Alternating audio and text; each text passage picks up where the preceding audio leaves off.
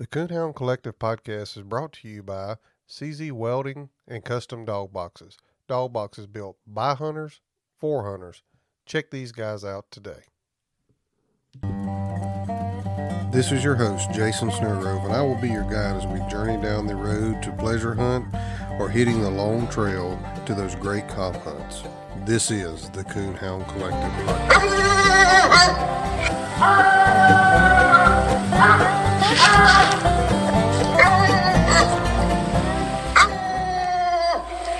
Mr. Peterson is a pretty busy guy, and you'll notice a audio change in this audio at about 8 or 10 minute mark right after an ad. We were trying to get this done while he was driving and didn't work out. We lost service and we picked it back up the next day. And so that's the reason for the audio change. And also, I just want to publicly thank Mr. Peterson for taking the time to come on the podcast and share his life adventures with us as he grew up in Wyoming and kind of moved around to play this part. And I just really appreciate him taking the time. He is a super busy guy. He stays out there and works and outfits and stuff like that. So if you're looking for an outfit trip out of Wyoming, check out Crooked Sky Outfitters. I'll try to leave a link in the description box below. Go out there and support this guy. His acting career impacted my life as a coon hunter, as I'm sure it has other people. So check them out, Crooked Sky Outfitters. Welcome to the Coonhound Collective podcast this week. This week I have a very special guest that has probably impacted all of our lives that have anything to do with coon hunting in some kind of way. We're going to be interviewing Mr. Stewart Peterson. And you may not know that name, you may not recognize that name, but just stay tuned. I promise that you are going to know who Stewart Peterson is once we get into this, and I am excited to have him on the podcast, and we're going to get him on the phone here. Stand by. Thank you for joining us today on the Coonhound Collective podcast. Today I am joined by Mr. Stewart Peterson. Mr. Peterson, how's it going today? Well, it's been a long, warm summer to hot day. I guess we finally figured out that, the temperature says it's summer, but up in this country, you never know. Yeah, So, it's been hot and dry here in Missouri as well, for sure. Won't you go ahead and tell us a little bit about yourself, kind of where you're from and where you grew up at? well, I grew up in a little ranching community in southwestern Wyoming called Cokeville, and I was raised on a cattle ranch there. That was what I knew growing up. Chasing cows, putting up hay, changing sprinklers, and I've grown up in all from the time I started going to school. I was heavily involved in athletics. Always loved football, and later on started wrestling in junior high and high school. Did all the things that a normal kid did, being raised on a ranch, and kind of, we lived out of town about 7 miles until I was about a freshman in high school, and then we moved into town, and that kind of changed some of the things I did. I still found myself wandering the back away from town, squirrel hunting, rabbit hunting, eventually getting further away from home for the deer, elk, and a little bit of antelope hunting, but mostly deer and elk. Yeah. And that's in a nutshell kind of where I come from and what I grew up doing. Okay, so this is a coon hunting podcast, and the reason why I reached out to you, some people probably don't recognize the name Stewart Peterson that's in my audience, but whether they know it or not, your role has probably impacted many coon hunters' lives out there that's gotten people into coon hunting, and I'm gonna let you just tell us how that come about and the name that people would recognize that you were known for of a movie that took place. So why don't you go ahead and tell us how you got into acting, what that movie was, and what your character was? Well, for one thing, the way I got into acting was just to me, still kind of a fluke, and yet to me, somewhat of a hand of God above that would say, I've got to help this kid out. He's going to have some experiences that'll help him in his life, and so at the age of 13, my uncle was coming through town, and it was noised a little bit about in our community that he's going to be making a film based on the book Where the Red Fern Grows. Well, one afternoon, early evening, he was on his way home from meeting with Wilson Rawls, the author of the book. He was passing through Cokeville, and as such, he said, maybe I better start looking for a lead boy to be in this film.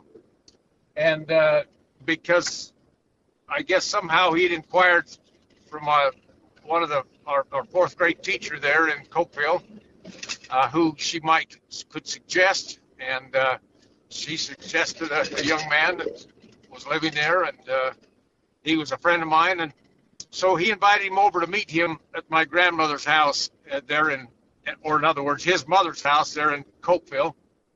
I happened to be in town that afternoon, early evening, and I didn't think too much about it. I was just kind of hanging out, waiting for Mom and Dad to come and get me to take me back out south where we lived, about 7 miles. And after he got done having this young boy read for him, he invited me into my grandma's den there in her home. And I went in there. Initially, though, I said, "No, that's okay. I'm good right where I'm at. I wasn't comfortable doing that." He said, "It's not a big deal. It's just come in and read a couple lines out of a script." So I thought, well, I guess it's no harm, no foul. So I went in, I read for him. Thought, oh, so that's what a real script looks like. And I read a few lines for him, and got out of the room in a few minutes and thought, okay, well, that was kind of cool, but I had no aspirations or feelings that, I want to pursue this. So I didn't. I mean, I didn't inquire about it. Chance you let me know whether I got any, opportunity. That was nothing. He called, probably a good month later, and he said, and this was after school had let out now, and the summer was starting to kick in, and he said, "Hey, what would you think about coming down to Los Angeles and reading for the director of that I've hired to do the film?" And I said, "Well, I'm not too excited about that." And then he said, "We'd fly you down and fly you back, basically take care of you." He lived down in California at the time, so I, would go down and stay with him for a few days. And that kind of intrigued me to be able to ride an airplane. Never been on an airplane, so I was excited about that. And they flew me down on the appointed time to go down and read for the director. I read for the director, and it just didn't seem like my thing. It wasn't something that I was really interested in doing. But nonetheless, I did it. And after a couple days of them doing a little bit of the director kind of working with me, trying to see if I could follow some direction and maybe follow how they would like me to say something, or, being a greenhorn, I did. I read for them and didn't think. I thought, well, that's kind of neat. I read, a little while earlier, read from the script, and so I just thought, well, that's just a little bit more experience, but no aspiration, no desire whatsoever to be in the film. So I went back home, thought, well, that's kind of cool. I got to ride on an airplane, a jet, and went about my regular summer duties. Were changing sprinkler pipe in the morning and at night and going out in the hayfield. And it was probably a few weeks later. Are you tired of whipping, scolding, and shocking to make them get alone? Is your buddy tired of helping you set your dog up for correction night after night? Do you really want your dog to be alone because you forced him to be? Or would you rather him be alone because he wants to be? Grand Night Champion Small Town Lone Survivor is the product of over 25 years of strong natural-born independent traits. This bold trait has been passed down from generation to generation and is showing up in Loner offspring today. Loner is a direct son of Hall of Fame Grand Night Champion Cabin Creek Rowdy and Grand Night Champion Lonesome Dove Lori. Loner has a booming mouth that is talked about in every cast he has been in, including the 2021 World Hunt Finals. Loner is a no-reverse, ball-mouth open trailer who ends it plussed up with a huge dying locate and steady chop. Loner loves getting split and is a stay-put gun-pressure tree dog. Loner's intelligence is also impressive. He knows over 12 voice and hand signal commands. Loner has a character that loves like Jesus, but he doesn't walk on water. If you're interested in breeding to Loner, contact Brett Stevens at Small Town English Kennels at 417-300-3777 or find him on Facebook.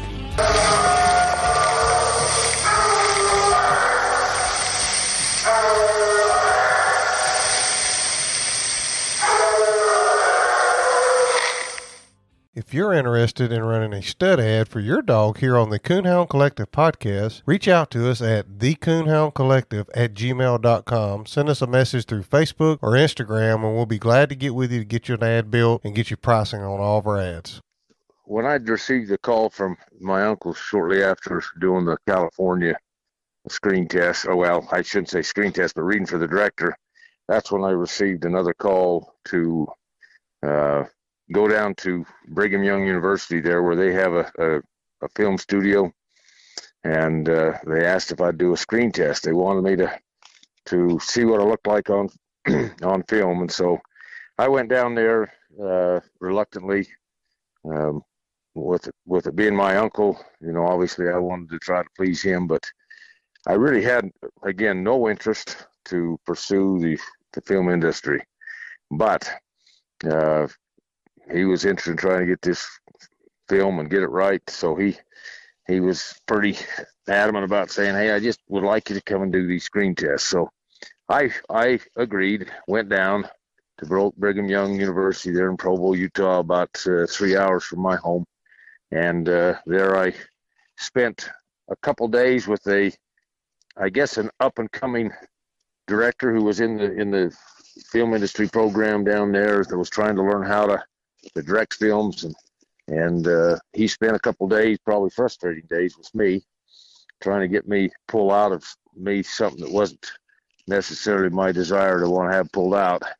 But nonetheless, I did the screen tests and went back home to my life there on the ranch, and everything seemed to be like I thought it should have been. Well, I got my duty done and now I'm home. But anyway, I ended up a few weeks later with another phone call, and they said, Stewart, we've got it narrowed down to about we've interviewed 600 other young men, and we want to have you come down. We've narrowed it down to 4. You're one of them. We'd like to do these screen tests down in Oklahoma. So they wanted to meet in Tulsa, Oklahoma, and at the university there, or Tulsa. I don't remember. I was just a kid. It was a college anyway, and they were going to do the same thing, do some more screen tests. This was a little different. I was looking forward to my last year of junior high football. I didn't want to miss that. So I really, really kind of drug my feet. And my older brother said, well, Stewart, you'll probably, they'll fly you down there. It's another free airplane ride. And you'll probably be back in a week or so. So it's, it's not like you're going to miss your season. You might miss a few weeks or a week of practice, but, made sense to me. So I took his advice and said, okay, I'll go down. But I went down kind of just with the attitude, this will be a fun little trip, but I'll be back. Well, when I got down there, that's when there was kind of a little bit of a switch that flipped. That not that I wanted to be in a film, but I wanted to win the part. I kind of a competitive person, and I wanted to win the part. I thought that's what that was all about. You know, I saw these other young men and good little guys, and as I thought maybe I was too. But I just wanted to make sure that at least if I won that meant that I was the winner. Not that I thought anything more than that. It was pretty shallow in my thinking. Obviously, as a young teenager, but I worked a little harder as they tried to, consult me and tell me how I needed to say something to do these screen tests. And when the dust settled, my uncle came in and says, "Well, the director's chosen you to do the film, and so really would like you to do it." And I thought, "Oh, okay, well, that's good. When do I need to get? When do I get to go home now?" Hey guys, this is Jason over at the Coonhound Collective podcast. Is your dog box starting to get wore? Maybe it's starting to get a little cracked like mine is. Maybe you've just been thinking about it's time to upgrade to a new box, but you've asked your buddies and you're just not real sure what direction to go in. Well, let me help you out here. Go check my friends out at CZ Welding and Fabrication, custom dog boxes and aluminum products on Facebook. You can check out all their custom work they do there and their designs that they do. If you don't see something that you don't exactly like there, reach out to Nathan at 540-810-5439, 540-810-5439, or send him a message through the Facebook page. I bet he can fix you up. Don't wait till fall to get that new dog box. Go ahead, get that dog box now. Get you something looking good in the back of your truck that you can be proud of and that you can haul your dog around in comfort.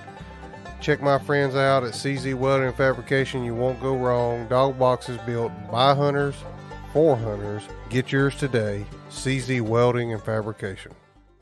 Well, he said we're going to start here in about a week and a half.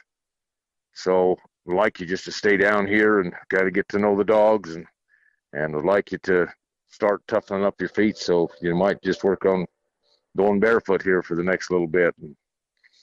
Of course, I'm 13 at that point, fairly young, hadn't really been out away from home much. And all of a sudden it kind of set in. I became pretty homesick about being that far away from my family. Dad was busy haying and mom busy with 5 other kids at home.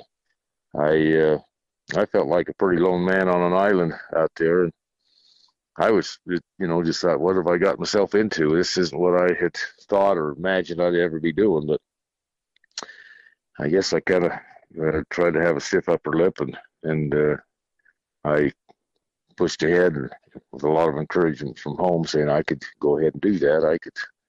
I could make it work. And so that was my start and introduction into the film business.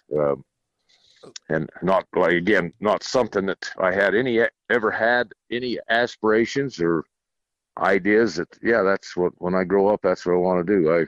Quite the opposite. I just thought that I love the country. Wouldn't have ever pictured myself hanging out in a big city. And in fact, didn't end up out in a big city, because everything that I did was pretty much done out on location in Oklahoma, where the book takes its roots from.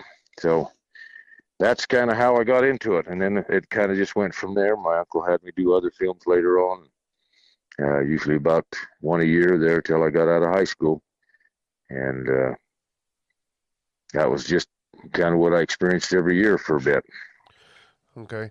Well, if you're listening and you haven't figured out, Mr. Stewart was Billy Coleman in the movie Where the Red Fern Grows. And whenever I sent you the email and you replied back, and we talked on the phone and that day, and we've had some dealings trying to get together with your schedule, my schedule, and stuff. And boy, I was just beyond excited, because as a young man growing up, reading that book in school, my dad coon hunted, my stepdad coon hunted. I literally thought I was Billy Coleman growing up, and I'm probably not just speaking for myself. I'm speaking for a big majority of coon hunters out there. I don't know how closely you follow the sport of coon hunting, especially competition coon hunting nowadays. But that book and that movie has really got a lot of young kids and young men involved in the sport of coon hunting. To this is, the competition side of coon hunting is a major deal. That this past year they've had 2 or 3 hunts that first place paid out $100,000. Wow. So yeah, I had no idea that it had. I learned about the actual sport of coon hunting a little bit prior to doing the film, but I thought, well, we don't have any coons out here in the West, and growing up we never did. Now we got them.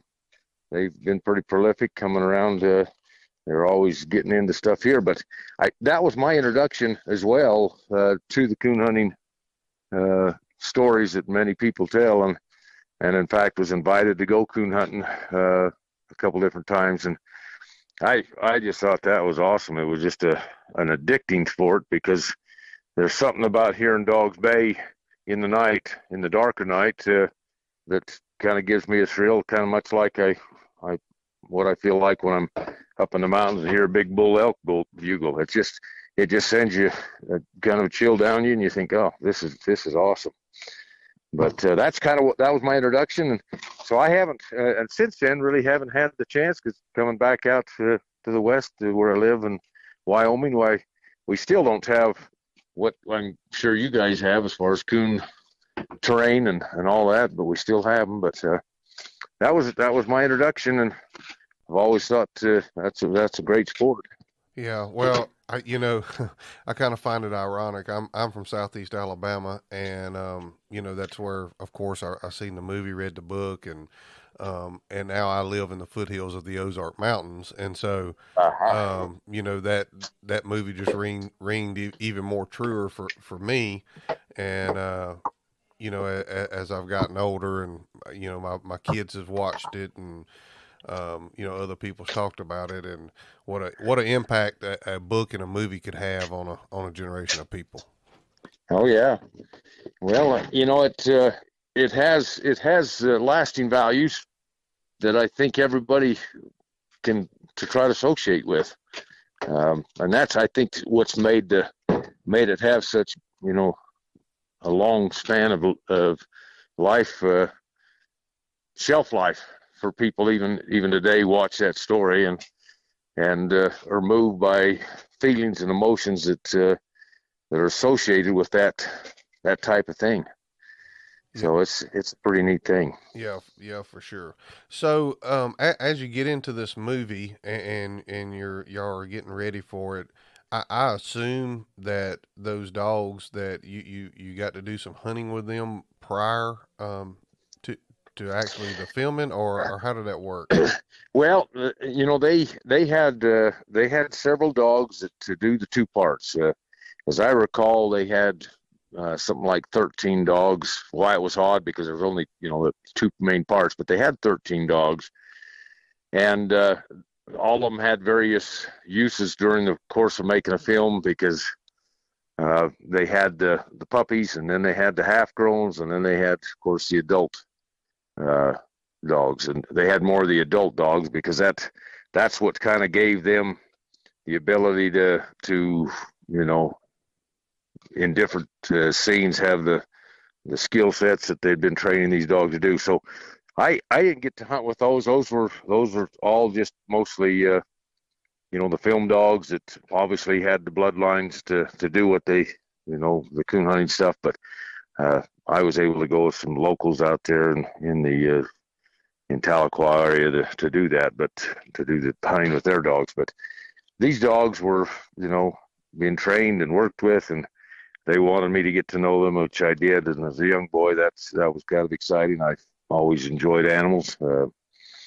Coming from back in the West, why dogs are always pretty much on the loose. We never had a dog that was tied up or in a kennel, which those dogs had to be, because otherwise you just never knew where you're going to end up with finding a dog or getting a call saying, hey, your dog's clear over here on 5 miles away. And so it was different for me to see that type of pet, I guess you'd say. So I had to adjust my thinking a little bit about why and what.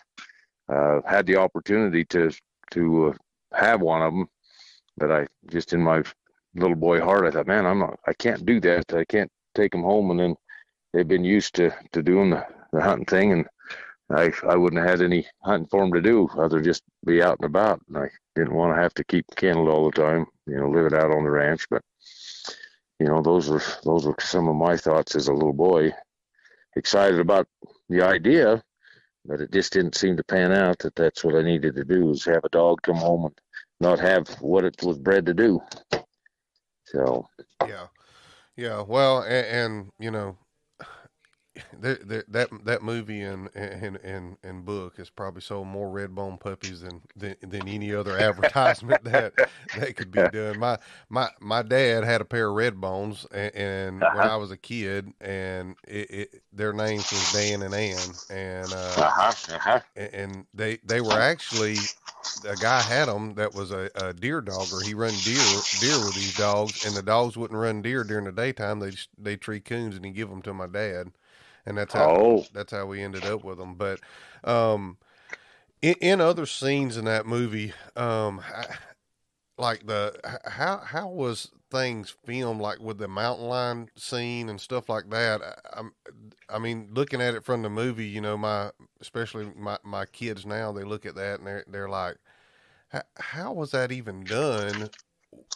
Back then, because that's obviously not a computer generated mountain lion. So no, they had two different mountain lions. They had one that was quite gentle and was actually trained to do certain things, and then they had one that was pretty much wild. It had no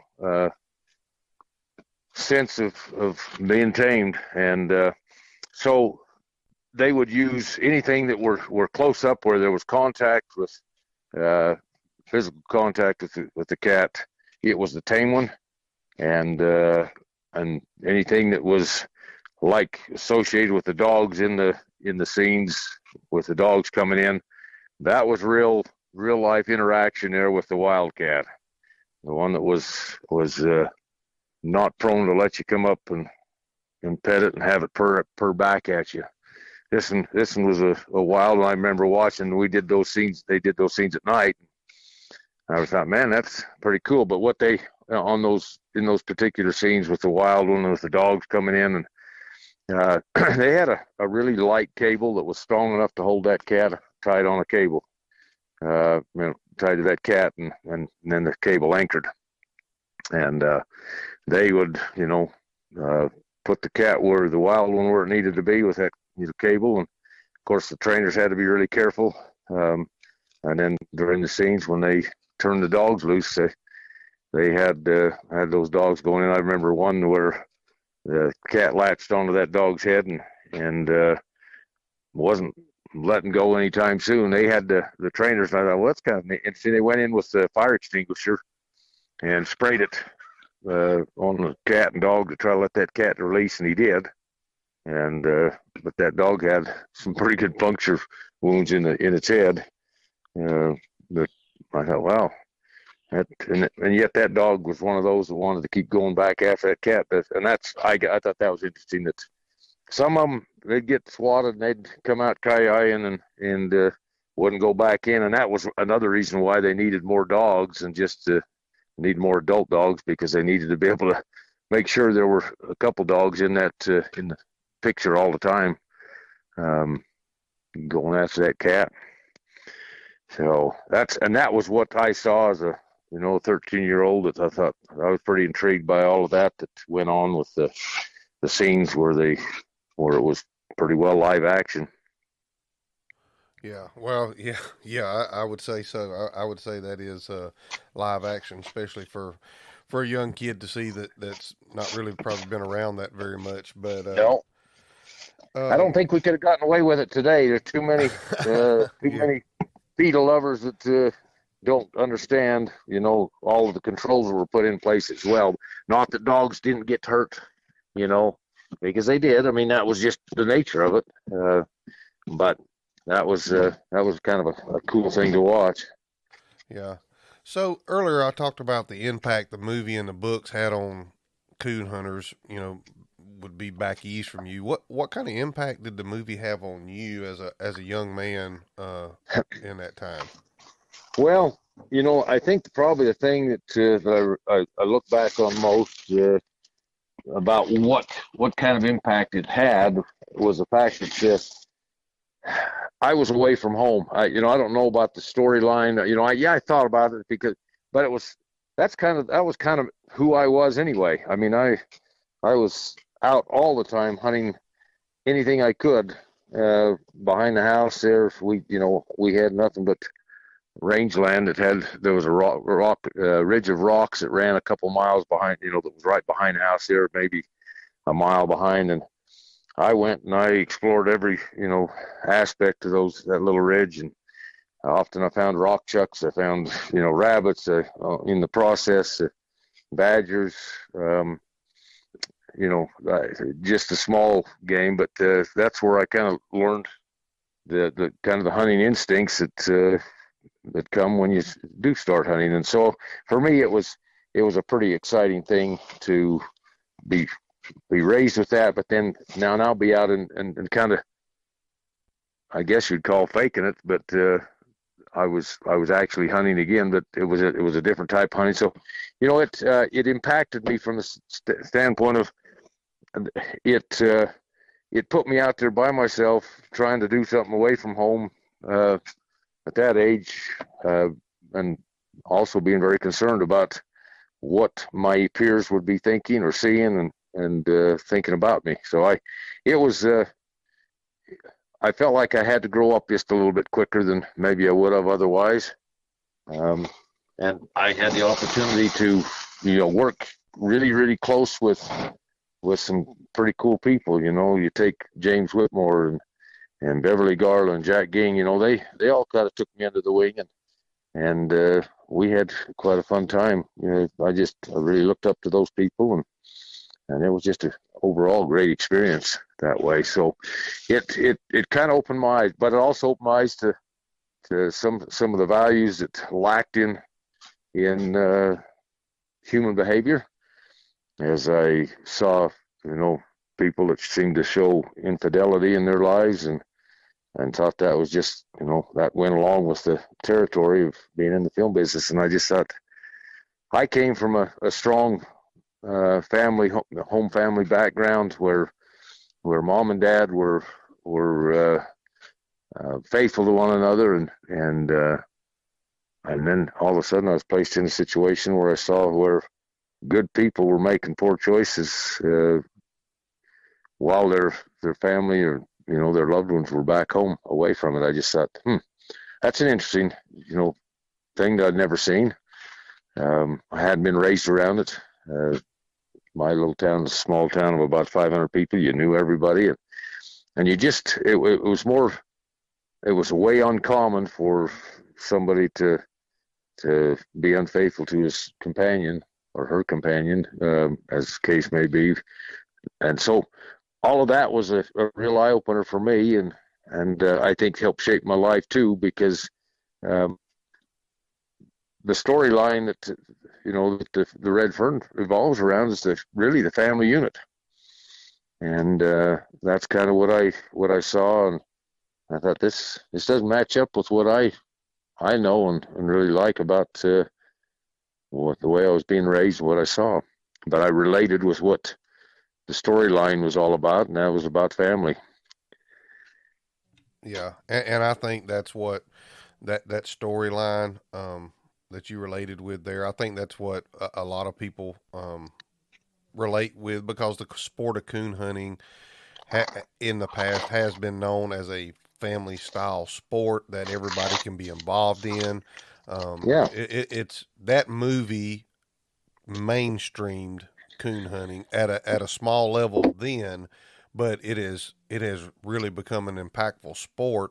With some of the monetary prizes you can win. Last night when we were talking, I had some phone issues and stuff. I was at a coon hunt a wild coon hunt right then last night Oh, when my we were word. recording, and and we're hunting for money. Not we Yeah. wasn't hunting for big money, but those type hunts take place on a daily basis throughout the week. I could be to a Wow. hunt that pays money 4 to 5 days a week, driving within an hour and a half from my house now. Oh, And wow. I can't imagine. that movie, I truly believe, helped set the stage for that to come about. They were hide hunters that went out and harvested coons for their hide and sold their furs, and a lot of Yep. people Yep. paid money, good money for that. And they made good money. A lot of people made their yearly earnings from that. And then when the fur market, went out, they were having some competition coon hunts where you could go out and win some trophies and some prizes and stuff like that. And Jarvis Umphreys was an innovator in our sport. He created a kennel club. At the time, it was called PCA, Professional Coon Hunters Association. And the idea behind it was, hey, instead of hunting for trophies, we could hunt for money. Well, Mr. Wow. Jarvis passed away last year, right before they put together the name of his organization he started. It had been sold, and he had sold it and kind of got away, not actually away from it. He was still somewhat involved, but it had been changed to what is now known as PKC, Professional Kennel Club, and they put on a hunt, and it's called the Jarvis Umphreys Memorial Hunt down in Mississippi this past year, and the first place prize paid $100,000 to the winner. Oh, And wow. they were gonna, I think, have 32 entries taken. $4,000 entry fees is what it cost to get in it, and it Wow. filled so fast, and they had such a big waiting list. They put on two of those hunts the same weekend, so they had two first place prizes that paid $100,000. And coming from where that movie was in that time era of when that was done, and the mainstream that it put coon hunting out in the public eye, and so many people have watched it and been impacted by it, I truly believe that was the stepping stone to put coon hunting where it's at today. And literally, we've not even touched where it's going to stop. I mean, we're getting sponsorships involved. We got dog food companies sponsoring kennel clubs and hunts and stuff, and all that. To me, looking back, and when I talk to other people, and I've shared that I was going to be interviewing you with just a few people, a lot of those people say that movie was the kind of the gateway, the opening up for the public eye for coon hunting to become mainstream. And we have several podcasts out now that talk, just like mine, that talk about coon hunting and dog care and stuff like that. And all that was formed from that movie or that book that people read out there. And Wow. what an impact that it's had on the sport and people's lives, at that.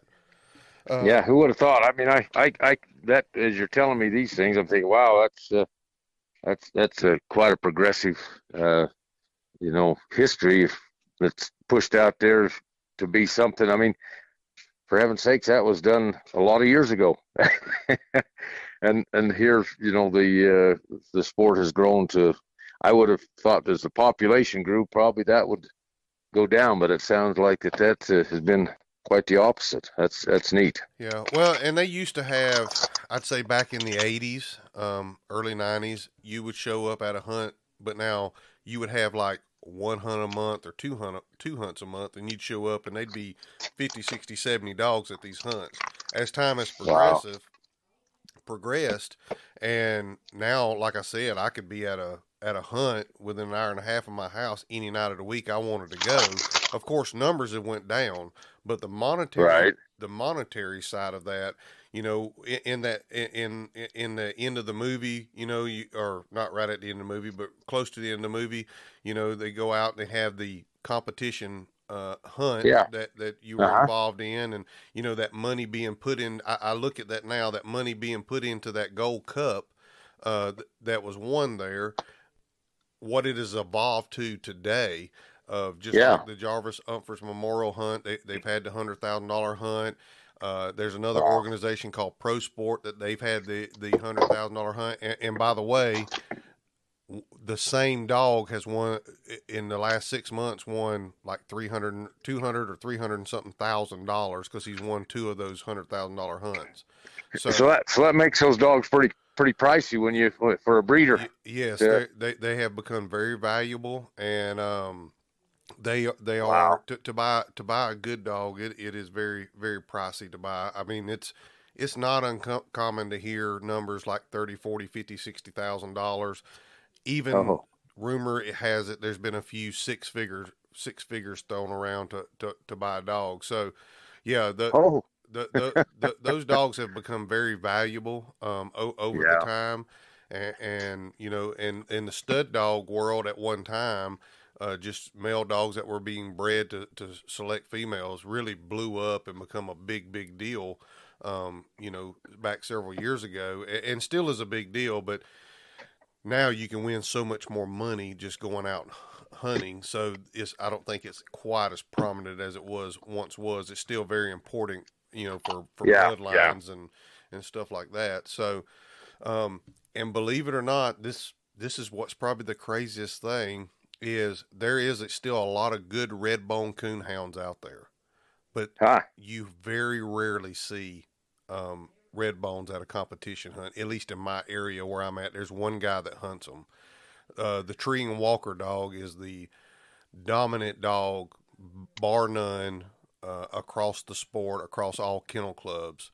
It is the dominant dog, and you know, if you show up at a hunt, you're going to draw out with mostly tree and walkers if you're hunting something different.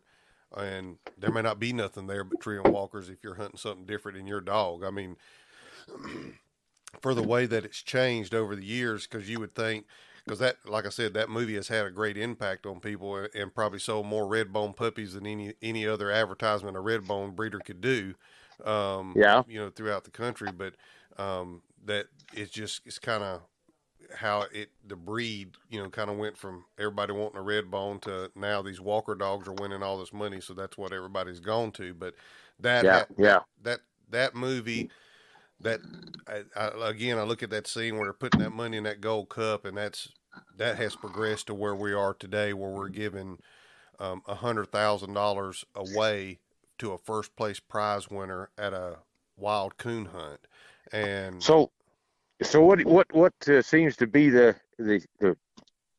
I guess the promoting factor of or the idea that you have fewer actual working hound dogs in the red bone breed than the others? What is it? Just that there's a change in the breeding of animals that seem to be more capable of in being able to find that stuff out there? Well, I don't know. The way, you know, of course, like in coon hunting, especially back in the day, in my time of growing up in the early 80s, mid 80s, whatever, coon dogs packed together. They all treat under the same tree. And that's just the way it was. Well, as time has progressed, we've developed and bred and trained for what they call the deep and lonely dog, which is a dog that they have wanted to go against their natural packing senses, and they want that dog to hunt by itself. Well, in doing that, I don't know if it's through purposely breeding, or if it just happened, but the tree and walker breeds seem to grasp that and really run with it. And they've created a product that's been pretty easy to accomplish that, because if they're treeing coons off by themselves, they're scoring higher points by themselves, so therefore they can win by themselves. And I'm not saying there's not red bones that do that. There surely are. But the tree and walker breeders, I guess they didn't allow jealousy in between, or ego in between them, and they done what they had to do to breed dogs that would win. And us other breeds, and I don't hunt a tree and walker. I hunt English and black and tans, and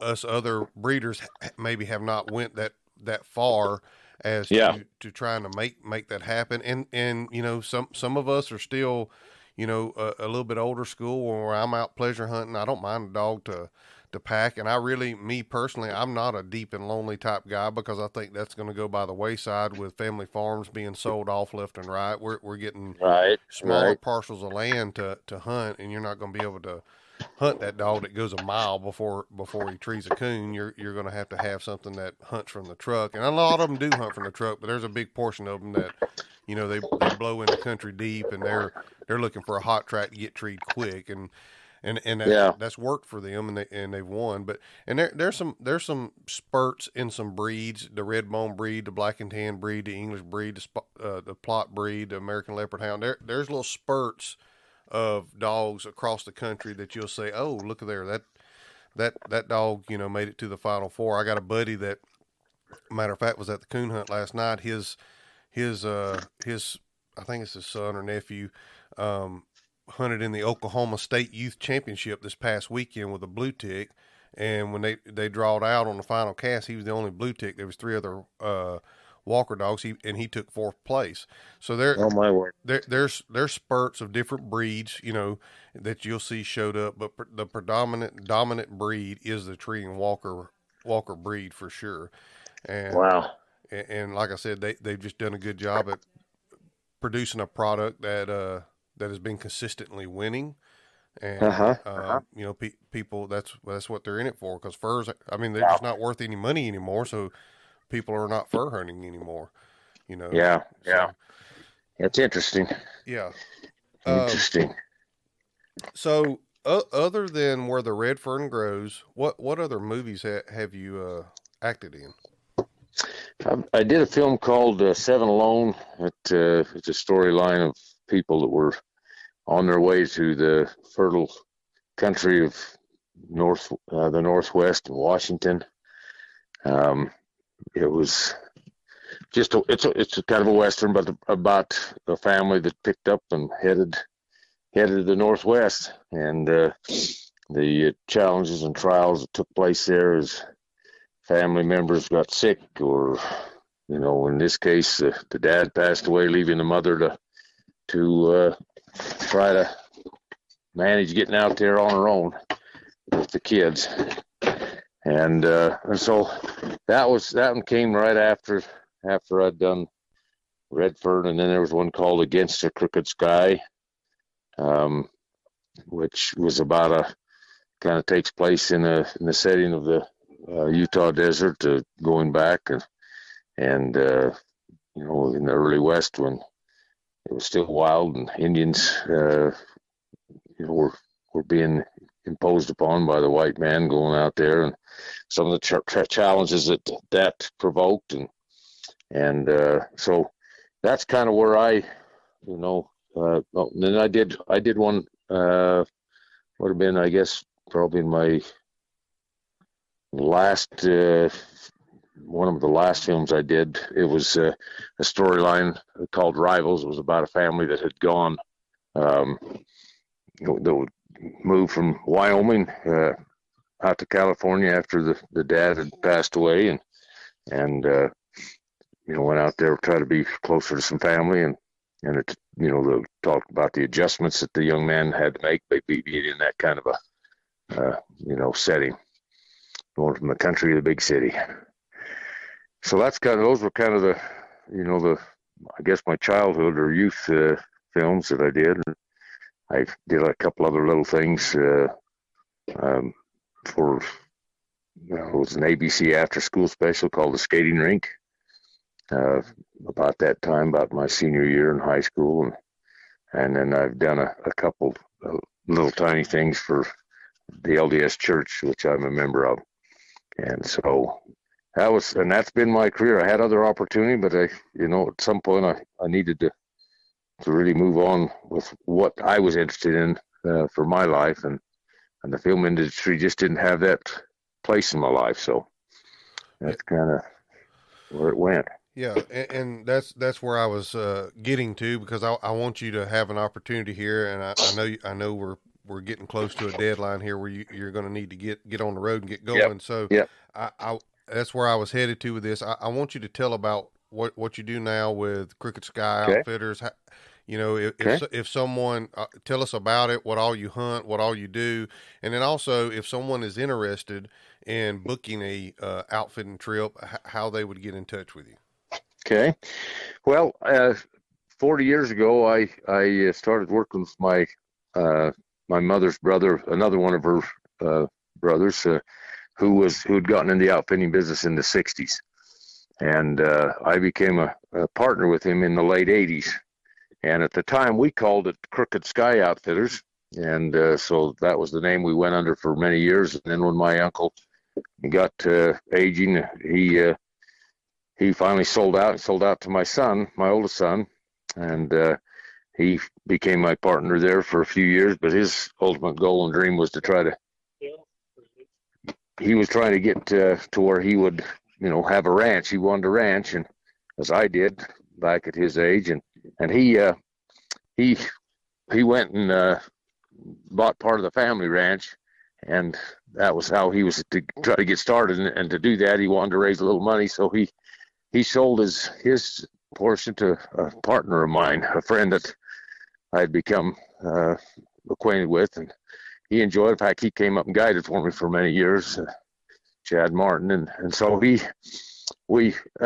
but when in the meantime, when my son became partner, he said, "Dad," he says, "I'd like to, kind of have this with me coming in, maybe change the name." And so we proposed a lot of names with my family, my kids, and Crooked Sky was one of them.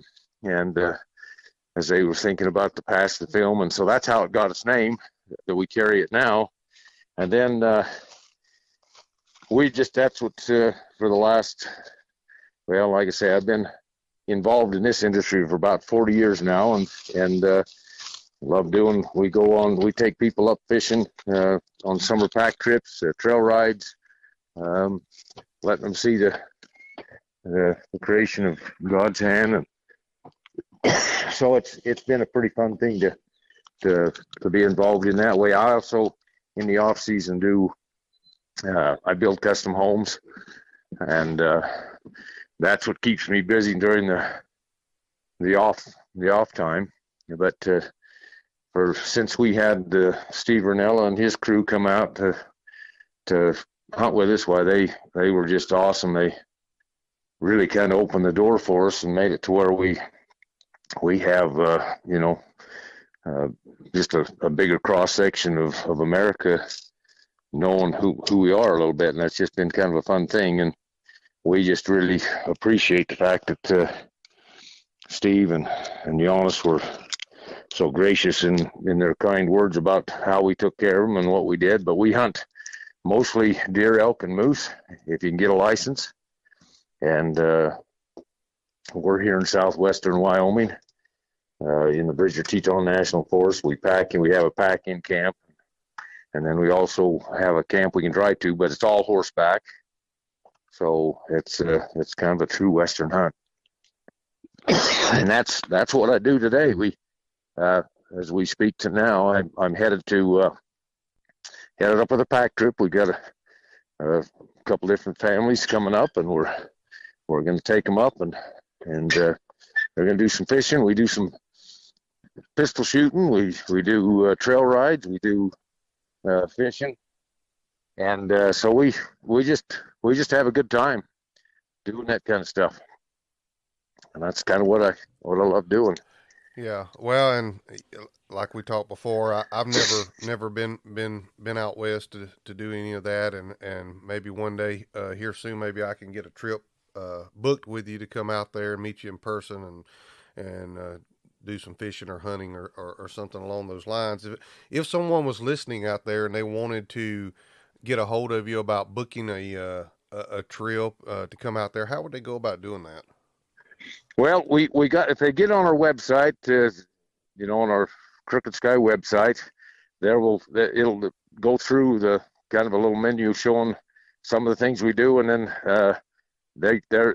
when they get on there, they can then contact us, me or my partner Chad Martin, and we'll try to give them the scoop on what we do and when we do it. And all our summer pack trips go from about the middle of July through 1st of September.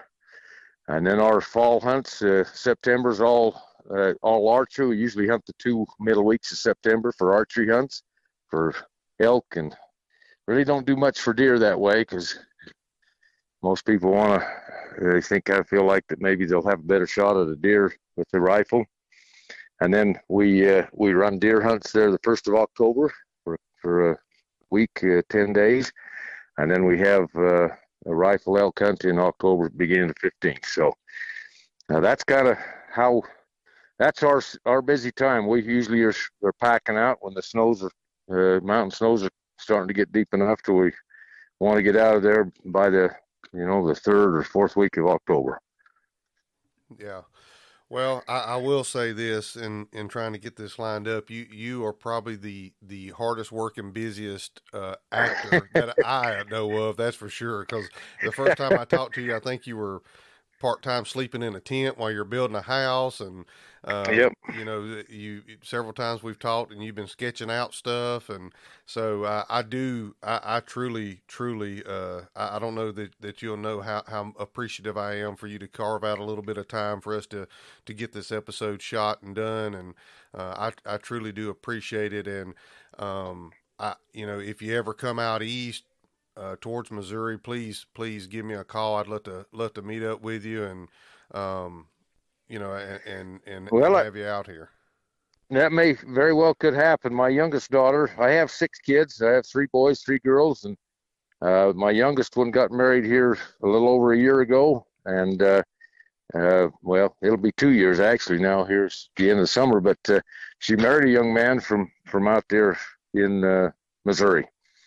So I've been out there a few times, but when they got married, we went out there for their reception, and that's beautiful country, and that would be fun thing to consider, knowing that I've got somebody out there might know a little bit anyway, yeah. other than my son-in-law and my daughter. Well, by all means, give me a call. We'll get one of these old plug coon dogs I got out and we'll turn them loose so you can hear one go again. Yeah, that would be fun. That would be a thrill for me again. I did once, a couple times take some guys out here on a mountain lion hunt, which was run by dogs. And I had a good friend across the street that I hired him him and his dogs to come and help me run the cats, and that was just a thrill again to hear those things bay and carry on, and only we were doing it in the middle of the day and about 2 foot of snow, but nonetheless the thrill was still there to hear them work and do what they do. Yeah. Well, like I said, my door's always open. If you head out this way, you give me a call. I'll load some dogs and we'll go turn a dog loose, see if we can get a coon treat somewhere, and it would be an honor to have you along with me. So I appreciate you, and it's been an honor to visit with you. I've appreciated the hospitality and the gentlemanly way of the men that I've had a chance to associate with in that neck of the woods, and it's I think we in the West could take a lot from you guys and run with it. Would make us better out here that way. So I appreciate you guys and your approach to other people, and we need a lot more of those people in our lives.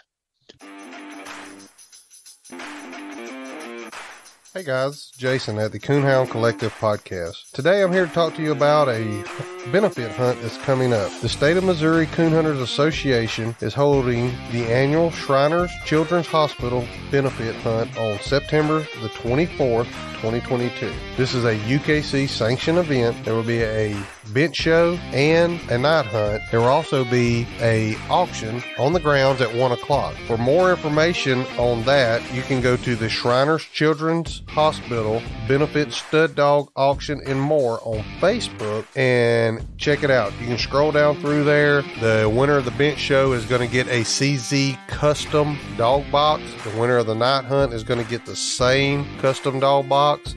There's a dog box up for auction right now over there, and a ton of stud dogs. Really nice dogs. Be a good opportunity to reserve a breeding for one of these dogs. Get your name in there. Stay on top of it. Make sure you win it so you can get a good breeding for that good female that you got out there. And there's a ton more other prizes. There's puppies being given away, some young dogs that are being auctioned, a lot of good things. Coon hunters are coming together for a great cause here. Help us make this hunt a large hunt here in Missouri. Help us raise some money to give to the Shriners Hospital. These guys are excited. They're really on fire here to try to make this hunt big. They're making a push here to make it. So help these guys out to really make this hunt a big hunt. You can reach out to Larry Bourbon if you don't have Facebook. And his phone number is 636-388-5420. 636-388-5420, or you can also reach out to Colton Ingram and his phone number 636-249-3330, 636-249-3330. If you have something that you can auction off, get with these guys. They'll get it posted up on the page and get the auction running. Anything and everything. It doesn't have to be coon hunted related. Get it to them. Let's help these guys raise money for a great cause here. Coon hunters always come together to help other people. This is a great cause to help people. Let's help the State of Missouri Coon Hunter Association send a big check to the Shriners Hospital. Thanks.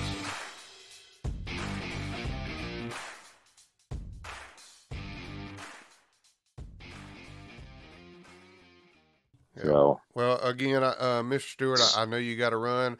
I really appreciate you taking your time to be on the podcast today. And, and again, I don't know if you realize the impact that part you played so many years ago in that movie where the Red Fern Grows has had on other coon hunters. But on behalf of coon hunters out there, we all appreciate you pushing through and taking that leap of faith to take that part in that movie, because it truly has impacted a lot of coon hunters' lives. I can tell you that. I appreciate that, and I wish you well, Jason, in your endeavors. It sounds like you have at least an opportunity to have a positive impact on people's lives with what you're doing, and I hope that will carry on, because we need more of that in this world, that people being good to each other and being kind and being willing to help and lift. And I sense that from you. So I thank you for your time and just wish you well, much success, and hopefully our paths will cross again soon. Yeah, yes, sir.